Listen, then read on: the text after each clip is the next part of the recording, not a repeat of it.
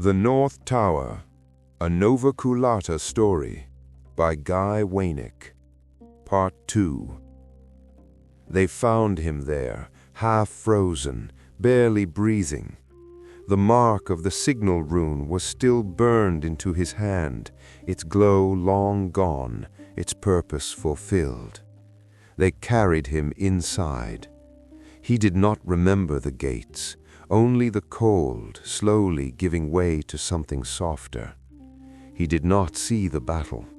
For 2 days he lay between fever and darkness while the kingdom prepared. The warning had come in time. The army was ready. Messengers rode through the night. Bells rang. Smiths worked until their hands split. Men long removed from war took up blades again. All because one man had watched and endured. When the southern host arrived, they did not find a sleeping border. They found steel, shields locked, banners raised, archers waiting. The horns of the south called out and were answered.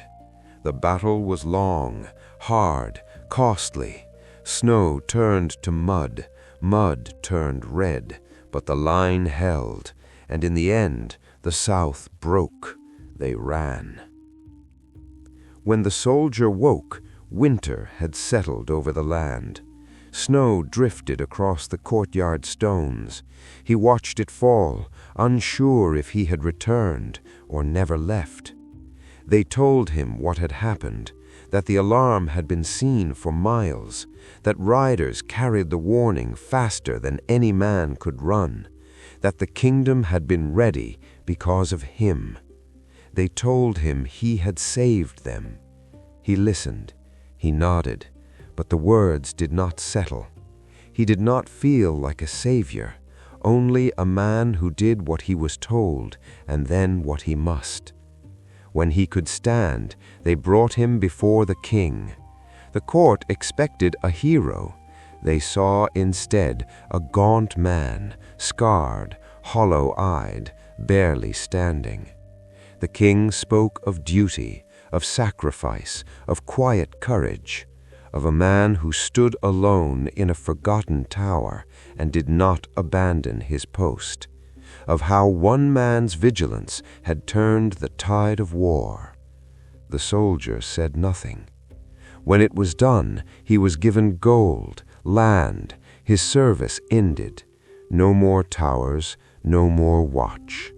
He accepted it all with the same quiet he had kept in the north. Winter passed, as it always does, and when the frost broke, spring came again. The road home felt shorter. The fields greeted him first, green, alive, unchanged. The smell of rain-soaked earth grounded him. When he reached his home, he stopped at the door, not from fear, but to be sure it was real. It opened before he could knock. His wife stood there. For a moment neither spoke. Then she took his hands. Warm, steady, real. His child stood behind her, taller now.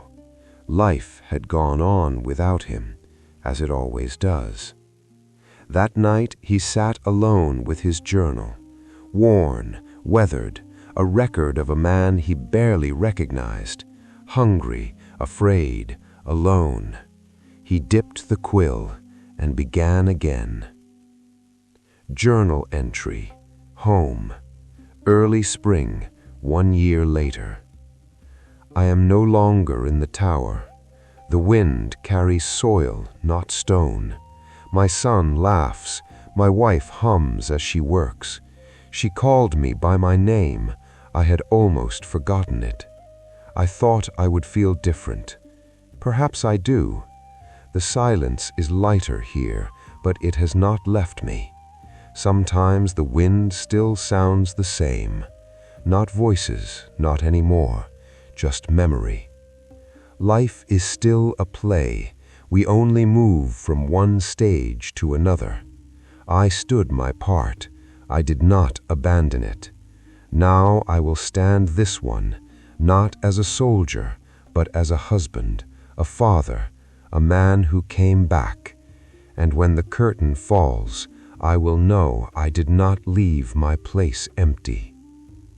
He closed the journal. Outside, the wind moved softly through the fields.